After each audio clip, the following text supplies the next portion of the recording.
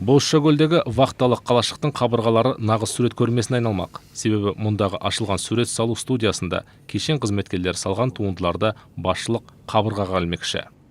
С момента открытия центра отдыха и досуга Демалыс және ойын-сауық орталығы ашылғалы бері мұнда 3 ТВ-рум, бильярд және пинг-понг бөлмелері жұмыс істеп тұрған. Көп әйел адамдар ерлерден ұялғандықтан фитнеске бара алмай жүрді. Сосын біз әйелдерге арналған фитнес зал аштық. Сөйтіп біртіндеп сурет салу студиясын ашу керек деген пайымға келдік. Әріптестеріміз мұнда бояулар алып, қалаған суреттерін сала алады. Адамдардың талғамдары әртүрлі. Біреулер гуашпен салады, енді біреулер қарындаштарды таңдайды. Әркім өнерін өзінше көрсетеді. Бозшакөлдің вахталық қалашығы осыдан 3 жыл бұрын, яғни 2014 жылдың қазан айында ашылған еді. Бұл уақыттан бері қалашық көркейіп, іші сырты өзгеріп үлгерді. Тұрғылықты және кеңсе ғимараттардың жанында жасыл төбешіктер, тіпті су бұрқақтары пайда болған. Ал биыл жазда мұнда күркелер орнатылды.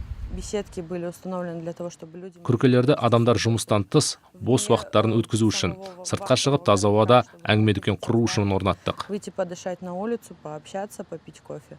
Кен байыту кешендерінде әлі күнге дейін шыршалар, қайыңдар, түрлі бұталар отырғызылып жатыр. Айтпақшы, қайыңдар кездейсоқ таңдалып алынған жоқ.